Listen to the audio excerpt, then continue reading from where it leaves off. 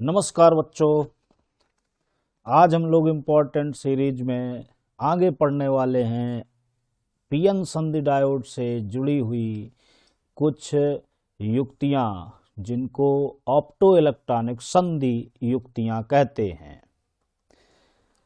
तो बच्चों, opto electronic संधि युक्तियां क्या होती हैं? वे युक्तियां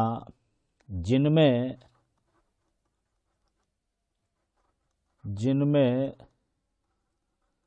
आवेशवाहक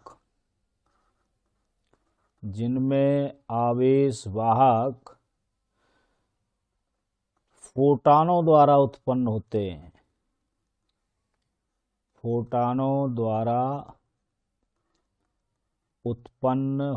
हैं उनको बच्चों बोलते हैं ऑप्टो इलेक्ट्रॉनिक संधि युक्तियां।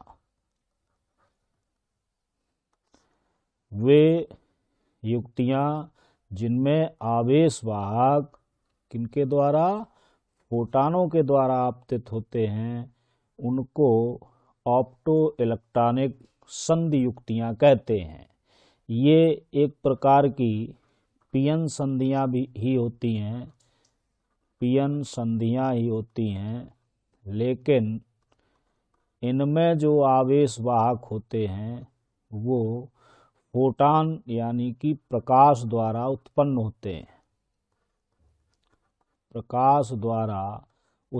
होते हैं। इनमें मुख्य ऑप्टो इलेक्ट्रॉनिक संधि युक्तियां इस प्रकार से हैं। जैसे सबसे पहली संधि युक्ति फोटोडायोड, दूसरी संधि युक्ति एलईडी प्रकाश उत्सर्जक डायोड।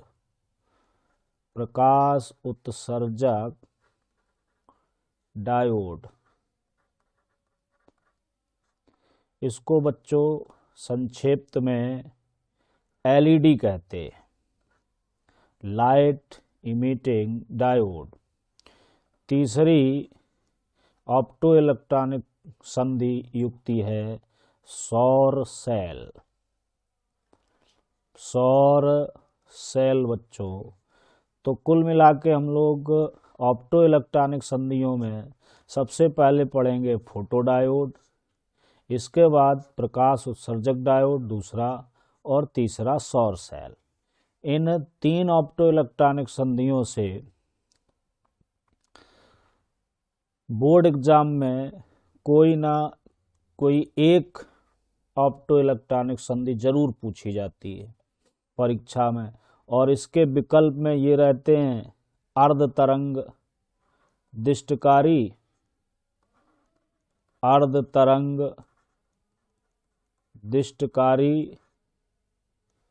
और दूसरा पूर्ण तरंग दिष्टकारी। तो बोर्ड एग्जाम में बच्चों इन 5 टॉपिक में से अर्ध तरंग दिष्टकारी या पूर्ण तरंग दिष्टकारी या फोटोडायोड या एलईडी या सौर सेल, इनमें से एग्जाम में एक जरूर पूछा जाता है। तो आइए इनका आगे अध्ययन करते हैं। सबसे पहले पढ़ेंगे फोटोडायोड। फोटोडायोड मेरे प्यारे बच्चों, ये फोटोडायोड जो होता है ये उत्क्रम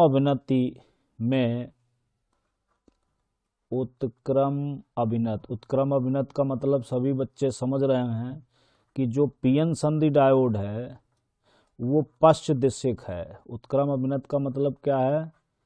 पश्च दिशिक।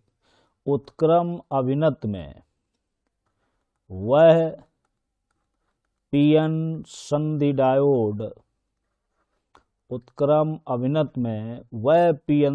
डायोड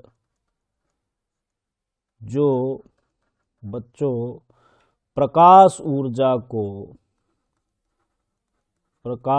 ऊर्जा को वैद्युत ऊर्जा में परिवर्तित करता है, या विद्युत कह सकते, विद्युत ऊर्जा में परिवर्तित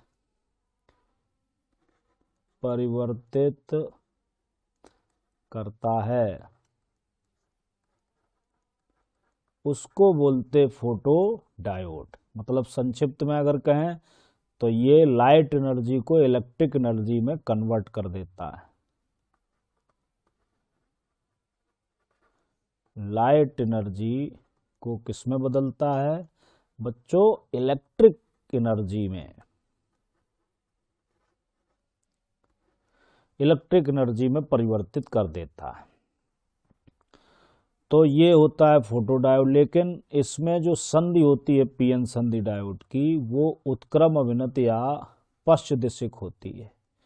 और पश्च दिशिक का मतलब क्या है कि आप जो पीएन संधि डायोड प्रयोग करेंगे उसका पी सिरा बैटरी के ऋण सिरे से जोड़िए। ये पी है और ये एन, तो ये ऋण सिरे से बैटरी को और धन सिरे को एन से संबंधित करा दीजिए। तो समझ लीजिए ये बन जाती है तुम्हारी पश्च अभिनत या उत्क्रम अभिनत। पश्च अभिनत बच्चों। तो आइए इसके सर्किट डायग्राम को देखते हैं। इसका परपथ आरेख ये है।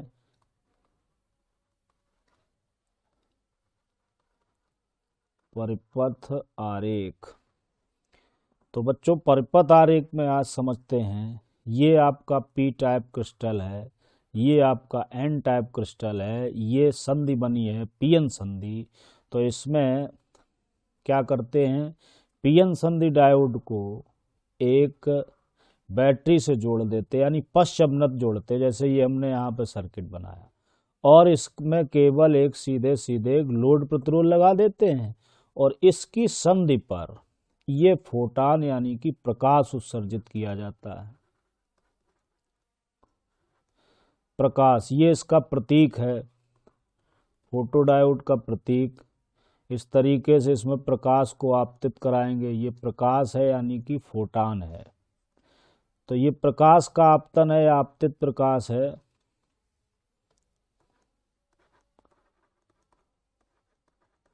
तो ये परपथ आरेख बन जाता है फोटो डायोड का।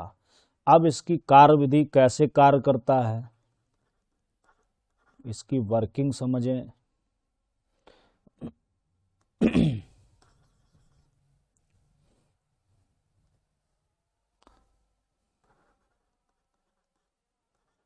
कार्यविधि बच्चों क्या है,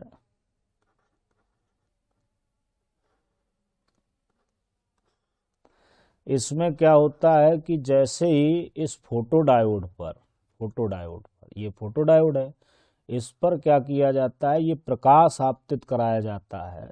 और इस प्रकाश में ये भी ध्यान रखना है कि जैसे पीएन संधि डायोड सिलिकॉन का बना, तो सिलिकॉन के लिए एनर्जी गैप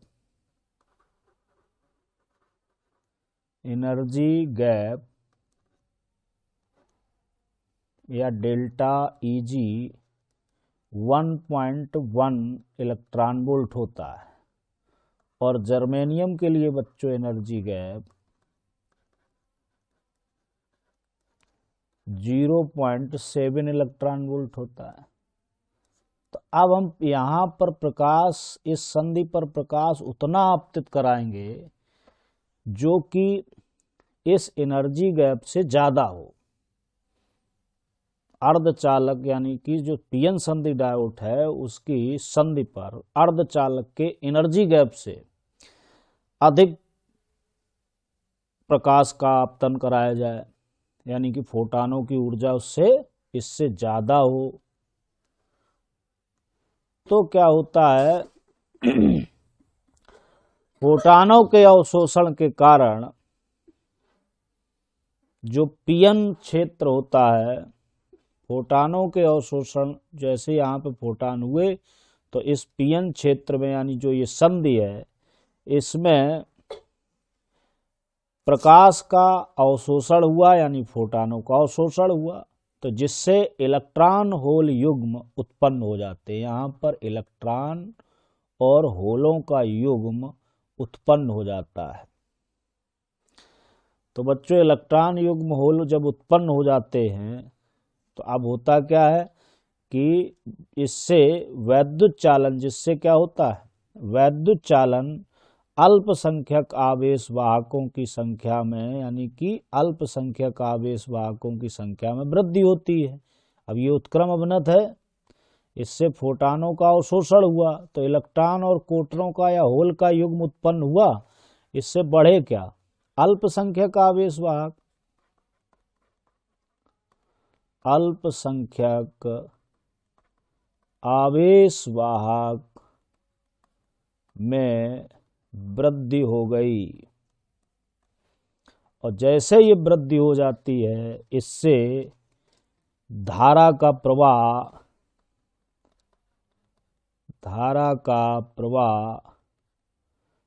होना प्रारंभ हो जाता है। धारा का प्रवाह होना प्रारंभ हो जाता है तथा लोड प्रतिरोध RL के सिरों पर वोल्टता प्राप्त होती है। वोल्टता प्राप्त होती है। तो ये बच्चों इसकी क्रिया विधि है कि जैसे आपने इस पर क्या किया, पीएन संधि पर प्रकाश आपतित कराए, यहाँ से इस पर फोटान आपतित कराए, उससे क्या हुआ, संधि पर इलेक्ट्रॉन कोटर युग्म उत्पन्न हो गया और जिससे अल्पसंख्यक आवेश वाहकों की संख्या में वृद्धि हुई, उससे धारा का प्रवाह प्रारंभ हो गया। अब जब धारा का प्रवाह प्रारंभ हुआ अर्थात लोड प्रतिरोध RL पर एक वोल्टता प्राप्त हो गई। तो इस प्रकार से फोटोडायोड हमारा कार्य करता है। अब इसमें फोटोडायोड में जो धारा बहेगी, जो फोटोडायोड में जो धारा का प्रवाह होगा बच्चों, वो होगा क्या, वो धारा जो होगी वो आपतित प्रकाश की तीव्रता पर निर्भर करेगी। आपतित प्रकाश की तीव्रता पर निर्भर करेगी और तीव्रता के अनुक्रमानुपाती भी होगी। अनुक्रमानुपाती। तो अगर हम इसमें आपतित प्रकाश की तीव्रता मान लो कैपिटल आई है और धारा हमारी आई है, इनको देखते हुए अगर हम इसके ग्राफ खींचें पश्चअवनत में, तो बच्चों ग्राफ कुछ इस तरीके से प्राप्त होंगे। ये तो यहाँ पर हमें पश्च धारा प्रदर्शित कर देनी है और ये जो है पश्च वोल्टेज, हम वोल्टेज को यहाँ से इंक्रीज करेंगे जिसको VR बोलते हैं और पश्च धारा को IR बोलते हैं। अब हम क्या करेंगे, तीव्रता को बढ़ाते जाएंगे। जैसे प्रारंभ में तीव्रता हमने I1 रखी तो धारा का मान ऐसे प्राप्त हुआ, तीव्रता I1 है। इसके बाद तीव्रता को बढ़ा लिया, धारा का मान इस प्रकार से प्राप्त हुआ, और बढ़ा लिया, धारा का मान और बढ़ जाएगा, पश्च धारा और अधिक प्राप्त होगी। इसी प्रकार से और इसके धारा मतलब तीव्रता में वृद्धि की तो पश्च धारा ऐसे प्राप्त हो गई। इसका मतलब सबसे ज़्यादा तीव्रता I4 is greater than I3 is greater than I2 is greater than I1। तो इसमें जो धारा मिलेगी, जो पश्च धारा इस लोड प्रतिरोध से होकर गुजरेगी, वो आपतित प्रकाश की, ये जो प्रकाश यहाँ से आपतित कराया जा रहा है, इसकी तीव्रता के अनुक्रमानुपात में होगी।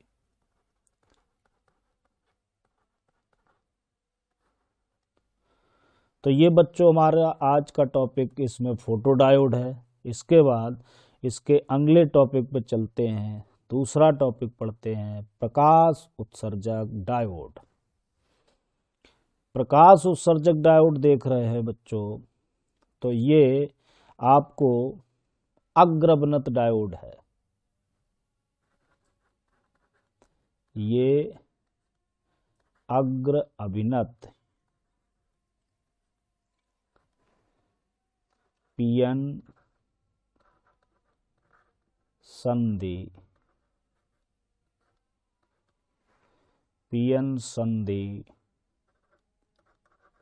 डायोड, अग्र अभिनत पीएन संधि डायोड है।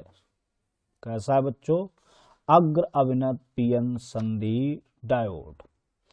जो कार्य क्या करेगा, जिसका कार्य क्या होगा मेरे प्यारे बच्चों, ये कार्य करता है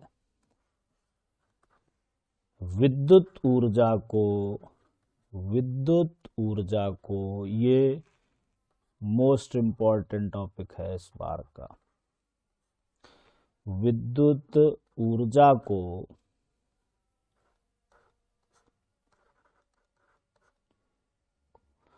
प्रकाश ऊर्जा में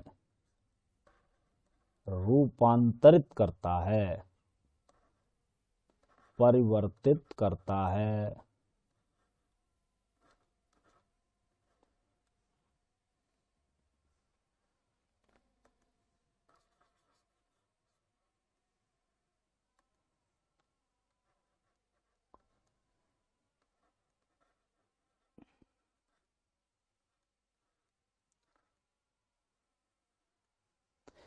तो बच्चों, विद्युत ऊर्जा को किसमें परिवर्तित कर रहा है? प्रकाश ऊर्जा। और इसमें जो, इसी को बोलते प्रकाश उत्सर्जक डायोड या एलईडी, लाइट इमिटिंग डायोड। इसका ये प्रतीक है बच्चों। एक पीएन संधि डायोड है, बस इससे प्रकाश को यहाँ पर गुजरते हुए दिखाई देना है। ये तो ये कहलाता, ये तुम्हारा है एलईडी।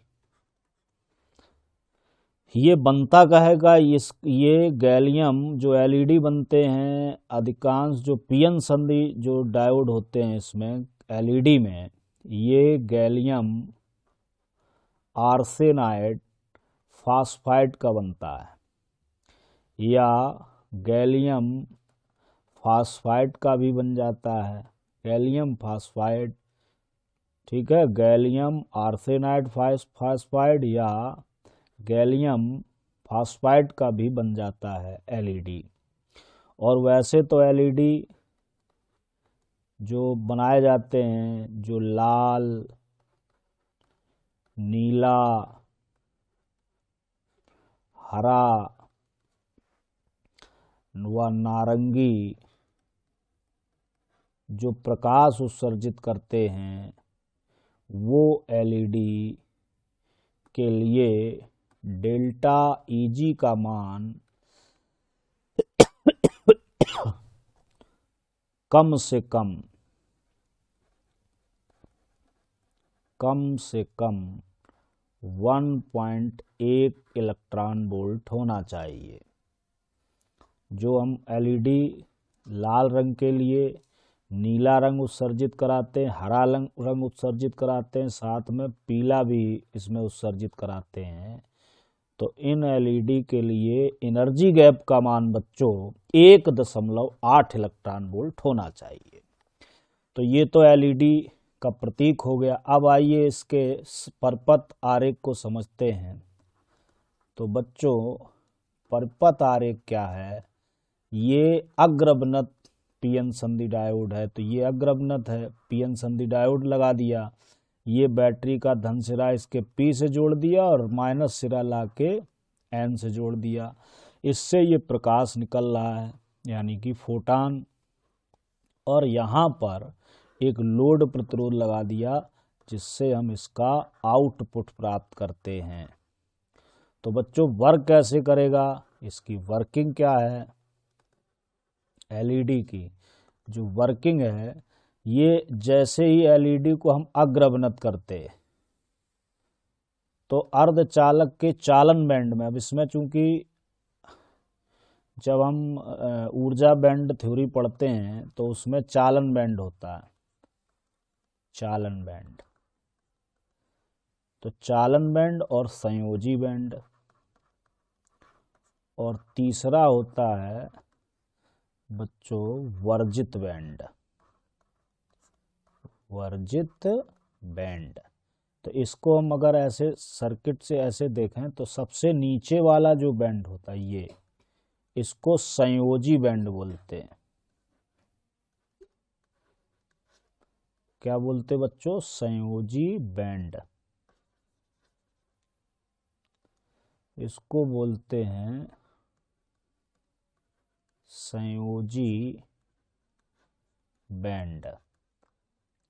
और जो सबसे ऊपर वाला बच्चों होता है इसको बोलते हैं चालन बैंड। ये थ्योरी समझ लो बच्चों, यहाँ पर चालन बैंड। और ये जो बीच का गैप देख रहे हो इसको बोलते हैं एनर्जी गैप यानी कि वर्जित बैंड। वर्जित बैंड। तो अब होता क्या है कि जो चालन बैंड में इलेक्ट्रॉन हुए जो एलईडी वर्क करती है, अब वो यहाँ पर संक्रमण करेंगे। तो जब संक्रमण करेंगे तो ये एक प्रकार की ऊर्जा उत्पन्न करेंगे। तो यही ऊर्जा क्या होती है कि यही ऊर्जा प्रकाश के रूप में प्रदर्शित होती है। तो अब इसमें होता क्या कि जैसे ही क्या हुआ, इसको हमने अग्रभ्रमण संधि में किया तो अर्धचालक के चालन बैंड में स्थित कोई इलेक्ट्रॉन, यहाँ से कोई इलेक्ट्रॉन संयोजी बैंड में संक्रमण किया। और संयोजी बैंड में जब ये इलेक्ट्रॉन यहाँ से गया होगा तो यहाँ होल उत्पन्न हुआ। तो इस इलेक्ट्रॉन ने उसके साथ फिर युग्म बना लिया। तो जैसे इलेक्ट्रॉन और होल का युग्म फिर इसका एक संयोजित होते हैं, ये बनाते हैं, तो इस प्रक्रिया से एक इस ऊर्जा उत्पन्न होती है, यानी फोटानों के रूप में, जिसको एचन्यू बोलते हैं। ठीक है बच्चों, यानी ऊर्जा उत्पन्न होने लगती। इस प्रकार एलईडी जो होता है ये कार्य क्या करता है, विद्युत ऊर्जा को किसमें कन्वर्ट कर रहा है, प्रकाश ऊर्जा में। यही ऊर्जा उत्पन्न होती है जिसको हम प्रकाश ऊर्जा कहते हैं। और ये जो मुक्त होने वाली ऊर्जा है वो प्रकाश के रूप में होती है। यदि इसकी तरंग दैर्घ्य दृश्य क्षेत्र में प्राप्त हो जाए, यानी जो प्रकाश है वो अगर हमें दृश्य क्षेत्र में मिल जाए, यानी उसकी तरंग दैर्घ्य इतनी तरंग दैर्घ्य का प्रकाश उत्सर्जित हो कि वो प्रकाश दृश्य क्षेत्र की तरंग दैर्घ्य का हो, तो वो प्रकाश हमें दिखाई देगा। अन्यथा अन्य क्षेत्र का, जैसे परावैगनी हो गया, औरक्त हो गया, तो अगर इस प्रकार का प्रकाश उत्पन्न होता है तो वो प्रकाश हमें दिखाई नहीं देता। जैसे रिमोट कंट्रोल में से जो प्रकाश निकलता है उसको हम देख नहीं पाते। रिमोट कंट्रोल में जो प्रकाश होता है, यहाँ पे एलईडी लगी रहती, इस एलईडी से जो प्रकाश निकलता है बच्चों, वो प्रकाश हमें दिखाई नहीं देता है। ये औरक्त एलईडी होती है, औरक्त एलईडी।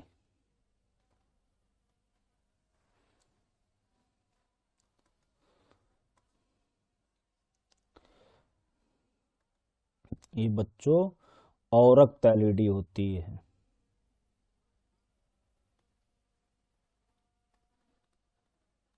रिमोट कंट्रोल वाली। अब एलईडी के उपयोग देखो। उपयोग क्या है मेरे प्यारे बच्चों, जैसे सबसे यहाँ लिखते हैं, पहला उपयोग है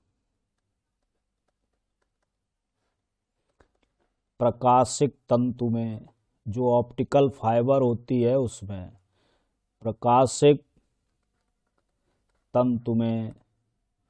दूसरा इसका उपयोग है रिमोट कंट्रोल में, रिमोट कंट्रोल में। तो बच्चों रिमोट कंट्रोल में भी इसका उपयोग होता है। तीसरा कैलकुलेटर में, जो कैलकुलेटर की स्क्रीन आप लोग प्रयोग करते हो उसमें कैलकुलेटर। इसके बाद बच्चों चौथा उपयोग इसका, एलईडी बल्ब बनाए जाते हैं, जिससे तुम लोग पढ़ रहे हो इस समय, एलईडी बल्बों में। इसके बाद इसका उपयोग चोर सूचक घंटी में भी किया जाता है। चोर सूचक घंटी यानी चोर अलार्म में एलईडी का उपयोग किया जाता है। तो ये मेरे प्यारे बच्चों इसके उपयोग हो गए। इसके बाद उपयोग के बाद इसका एलईडी का जो लाभ होता है, यानी ये हमें एक सीएफएल चलती है और एक एलईडी, तो एलईडी क्यों लाभकारी हो गई ये देखना है। तो एलईडी जो होता है इसका प्रचालन जो होता है वो निम्न रहता है। प्रचालन बच्चों क्या रहता है, निम्न रहता है प्रचालन। और इसकी आयु जो होती, आयु ये अधिक होती है, यानी लंबे आयु तक ये जिंदा बनी रहती है, चलती रहती है। इसकी ऑन ऑफ की जो क्षमता है, होने की क्षमता, वो तीव्र है, यानी कि जो ये ऑन होता है ऑफ होता है ये तीव्र होता है। तो ये बच्चों इसके कुछ लाभ हैं। और इससे हम एक वर्णी प्रकाश, यानी इससे क्या कर सकते हैं, एक वर्णी प्रकाश उत्सर्जित कर सकते हैं, यानी एक रंग का प्रकाश ले सकते हैं। एक रंग के प्रकाश के एलईडी आते हैं, लाल रंग का, हरे रंग का, नीले रंग का। ये हमने आपको बताया लाल रंग का, लाल रंग, नीला रंग, हरा रंग, नारंगी, पीला। तो इस प्रकार के एलईडी बनाने के लिए कम से कम हमें एनर्जी गैप का मान संधि उसमें अर्धचालक में कितना होना चाहिए, 1.8 इलेक्ट्रॉन वोल्ट। इसलिए ये जो अर्धचालक होते हैं ये या तो गैलियम आर्सेनाइड फास्फाइड के बनाए जाते हैं या गैलियम फास्फाइड के बनाए जाते हैं। तो ये बच्चों हो गया प्रकाश उत्सर्जक डायोड। आगे अगला ऑप्टो इलेक्ट्रॉनिक संधि में पढ़ते हैं सौर सेल। कौन सा बच्चों, सौर सेल। सौर सेल के बारे में आप लोगों ने सुना होगा। ये जो संधि होती है पीएन संधि, ये अभिन्नत पीएन संधि होती है। अभिन्नत का मतलब ना तो अग्र हो ना पश्च हो, यानी किसी प्रकार की इसमें बैटरी नहीं जोड़ी जाती। तो इसका कार्य क्या है, इसको कैसे परिभाषित करते हैं, वह अभिन्नत पीएन संधि डायोड जो प्रकाश ऊर्जा को बच्चों, प्रकाश ऊर्जा को किसमें परिवर्तित करता है, विद्युत ऊर्जा में परिवर्तित करता है।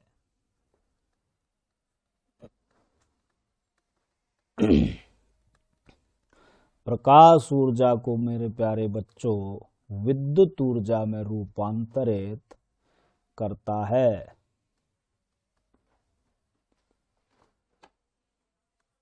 उसको हम बोलते हैं सौर सेल। इसका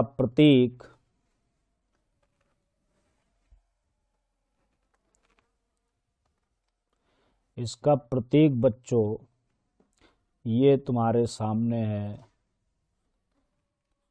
इसमें एक पीएन संधि डायोड है लेकिन ये अभिन्नत है। इस पर ये प्रकाश का आपतन दिखाया गया, मतलब फोटानों का आपतन दिखाया गया। इसके बाद इसका बच्चों परिपथ आरेख समझो। ये है परिपथ आरेख, सर्किट डायग्राम। इसमें इसको बनाने के लिए जो एन टाइप अर्धचालक लिया जाता है उसकी मोटाई लगभग 0.3 माइक्रोमीटर की होती है, तथा जो पी टाइप अर्धचालक लिया जाता है, पी टाइप अर्धचालक, पी टाइप सेमीकंडक्टर, तो उसकी मोटाई लगभग बच्चों 300 माइक्रोमीटर की होती है। 300 माइक्रोमीटर की। तो अब इसमें हमने 0.3 माइक्रोमीटर लिया एन टाइप, ये है 0.3 माइक्रोमीटर, और ये लिया बच्चों 300 माइक्रोमीटर। ऊपर वाला हमने संधि, ये जो पार्ट है ये वाला, ये इसलिए पतला रखा जाता है कि आसानी से जो प्रोटॉन है वो इसकी संधि पर पहुंच जाएं। तो ये इसकी संधि है, इसको हम पीएन संधि होती है ये। इसके बाद हमने क्या किया, एक टर्मिनल हमने लगा लिया एन से और एक ले लिया पी से, इसको ले लिया बाहर रेजिस्टेंस, इसी को बोलते लोड। यहाँ पर हम ऊर्जा को सेव कर सकते हैं जो विद्युत ऊर्जा है। ये है एक प्रकार का पीएन संधि डायोड, लेकिन इसको हम बोलते क्या हैं, इसको कहते हैं सौर सेल। इसको क्या बोलेंगे बच्चों, सौर सेल। अब ये बच्चों किस प्रकार से सबसे पहले तो ये बनेगा कैसे, एक तो सिलिकॉन का बनेगा या गैलियम आर्सेनाइड का बनता है। जो ये सौर सेल बना या तो सिलिकॉन का या गैलियम आर्सेनाइड का, सिलिकॉन या गैलियम आर्सेनाइड का बच्चों बनता है। अब इसको बनाने के लिए, निर्माण करने के लिए कुछ और बातें ध्यान में रखनी है कि इसमें जो एनर्जी गैप है, एनर्जी गैप का मान 1 इलेक्ट्रॉन वोल्ट से 1.8 इलेक्ट्रॉन वोल्ट के बीच होना चाहिए। अधिक प्रकाश का, जिससे ये अवशोषण कर सके, ऐसे पदार्थों का उपयोग किया जाएगा जो अधिक प्रकाश का अवशोषण कर सके, अवशोषण कर सकें, ठीक। और इनमें वो पदार्थ प्रयोग किए जाते हैं जो आसानी से मिल जाएं, लागत भी कम रहती है, सब देखा जाता है, विद्युत चालकता जिनकी अधिक होती है। तो इस प्रकार से हम इस सौर सेल का निर्माण करते हैं। ये इसका प्रतीक है, ये इसका परपत आरेख है। इस प्रकार से हम सौर सेल को जब परपत में रजिस्टर करते हैं, यहाँ पे मान लीजिए तुम्हारी एक बैटरी लगी रहती है जिसमें आप विद्युत ऊर्जा को सेव कर लेते हो।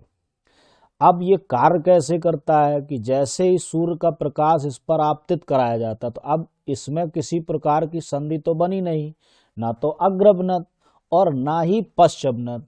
तो जब इसमें हम प्रकाश का, ये सूर्य के प्रकाश का आपतन होता है, ये सूर्य के प्रकाश का जैसे आपतन हुआ तो यहाँ पर क्या होता है कि जो इलेक्ट्रॉन कोटर या होल युग्म होता है वो उत्पन्न हो जाता है। तो जैसे उत्पन्न हो गया, प्रकाश जनित है यहाँ पर, ये प्रकाश जनित, इसीलिए इनको ऑप्टो इलेक्ट्रॉनिक संधियां कहते हैं। ये प्रकाश जनित इलेक्ट्रॉन और कोटर का युग्म यहाँ उत्पन्न हुआ और इससे ऊर्जा का प्रवाह होने लगता है, यानी विद्युत ऊर्जा हमें यहाँ पर प्राप्त होने लगती है।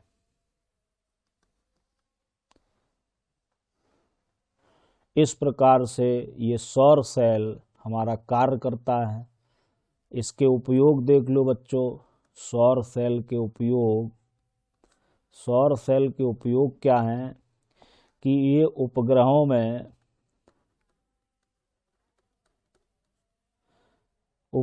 में जो इलेक्ट्रॉनिक युक्तियां प्रयोग की जाती हैं, तो इसका उपयोग उपग्रहों में किया जाता है उन इलेक्ट्रॉनिक युक्तियों को चलाने के लिए। अंतरिक्ष यानों में किया जाता है। तीसरा नंबर, इसका उपयोग हम लोग कैलकुलेटर चला सकते हैं, विद्युत आपूर्ति कर सकते, घड़ियों में जो घड़ियां हैं, जो वॉच हैं, उनमें विद्युत आपूर्ति, घड़ियों में विद्युत आपूर्ति इससे दे सकते हैं। आजकल इसके दैनिक जीवन में बहुत उपयोग हैं बच्चों। संचायक सेलों में, यानी जो हम बैटरी प्रयोग करते, जो हमने कहा उसमें ऊर्जा सेव कर लेते हैं, संचायक सेलों में इनका उपयोग किया जाता है। तो बच्चों आज हम लोगों ने ये सीखा कि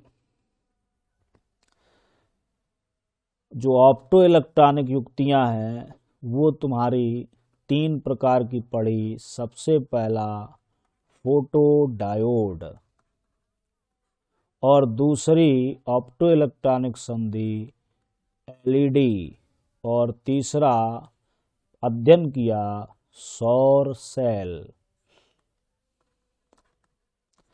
तो इन ऑप्टो इलेक्ट्रॉनिक संधियों को आप लोग वीडियो में देखकर बार बार रिवाइज करिए, जिससे आपको ये पूरा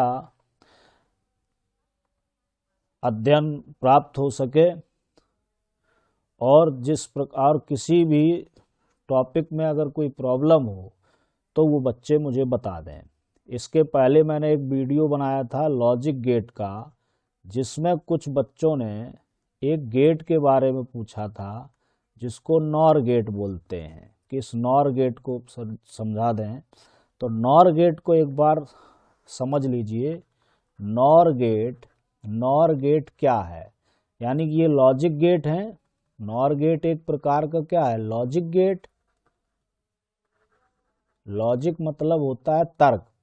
तो नॉर गेट जो होता है ये और तथा नॉट से मिलकर बनता है बच्चों, और तथा नॉट से मिलकर बनता है, और तथा नॉट से मिलकर बनता है। तो अब और गेट क्या है, जैसे अब इसका वैसे तो नॉर गेट का जो प्रतीक होता है ये होता है कि और गेट बनाया, और गेट में एक नॉट टर्मिनल लगा दिया, ये बन जाता है नॉर गेट। ये ए और बी ये बन जाता है। और इसके पहले कुछ बच्चे ये पूछ रहे हैं कि बूलियन व्यंजक। तो बूलियन व्यंजक बेटा एक प्रकार का समीकरण है जो इनके निवेशी और निर्गत के बीच संबंध स्थापित करता है। निर्गत के बीच एक रिलेशन बनाता है। जैसे यहाँ पे बना दिया y इक्वल टू ए और बी का होल वार, यानी नॉट का वार से प्रदर्शित करते हैं। और यहाँ पर इसमें चूंकि लॉजिक गेट में यानी डिजिटल इलेक्ट्रॉनिक्स में इस प्लस को पढ़ते हैं और डॉट को पढ़ते हैं बच्चों एंड। और ये जो किसी के ऊपर पट्टी लगा दी जाती है इसको पढ़ते हैं नॉट। तो बूलियन व्यंजक के एक प्रकार का क्या है, एक समीकरण है। और जो वो समीकरण क्या करता है, इनके गेट के निवेशी और निर्गत के बीच का संबंध स्थापित करता है। उसको बच्चों बोलते बूलियन व्यंजक। तो जैसे यहाँ का इनका बूलियन व्यंजक क्या है, y इक्वल टू ए और बी, चूंकि इसमें ये और गेट है और ये जो टर्मिनल लगा है ये नॉट का लगा है। तो नॉट का टर्मिनल जो होता है सिंबल होता है वो बार होता है, इसको नॉट पढ़ते हैं। इसको बच्चों पढ़ते हैं नॉट और इसको पढ़ते हैं और। तो अब इनमें होता गया कि जैसे आपने 0 और 0 को ऐड किया तो आपको 0 मिलेगा, और जब 0 और 1 को ऐड किया तो 1 मिलेगा, और 1 और 0 को ऐड किया तो आपको मिलेगा 1, और अगर 1 और 1 को ऐड किया तो प्राप्त होगा 1। लेकिन यहाँ पर क्या है, इसमें वार लगा है, और वार का मतलब क्या होता है, जो ये पट्टी है इसका नॉट इक्वल्स मतलब होता है। तो इसका मतलब अगर 0 के ऊपर वार लगा है तो आ जाएगा 1, ध्यान दें बच्चे। और अगर 1 के ऊपर वार लगा है तो आ जाएगा 0, क्योंकि डिजिटल इलेक्ट्रॉनिक्स में बच्चों 0 व 1 दो ही डिजिट का उपयोग किया जाता है। तो अब हम जब नॉर गेट की सत्यता सारणी का अध्ययन कर रहे हैं तो सत्यता सारणी जब नॉर गेट की बनाएंगे बच्चों तो वो क्या होगी, ये हो गए तुम्हारे निवेशी, ये निवेशी हो गए, इधर हो गया निर्गत, तो जब निर्गत और निवेशी हम देख रहे हैं तो ये निवेश हमने किया, ये इतना हमने निवेश कर दिया, मतलब पहला इसका ये इसकी सत्यता सारणी निकल के आ गई। अब जब हम निर्गत देखेंगे यानी कि इसका निर्गत जब निकालेंगे यानी y की वैल्यू जब प्राप्त कर रहे हैं तो इन पे लग जाएगा वार। तो जैसे y इक्वल टू हम 0 बार लिखेंगे तो इसकी वैल्यू आएगी 1।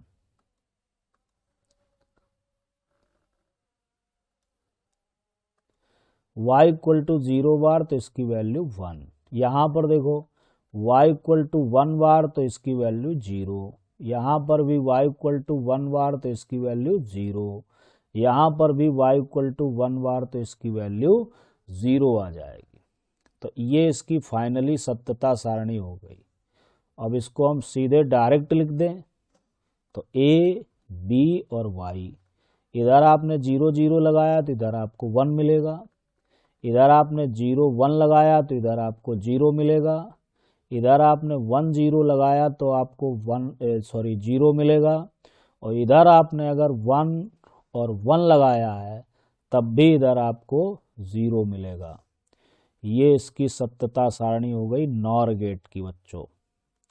इसी प्रकार से अगर किसी बच्चे को किसी भी टॉपिक में जो पढ़ाए जा रहे हैं उनमें अगर समस्या आती है तो उनको अगले टॉपिक में कवर करके ज़रूर बताया जाएगा दोबारा से।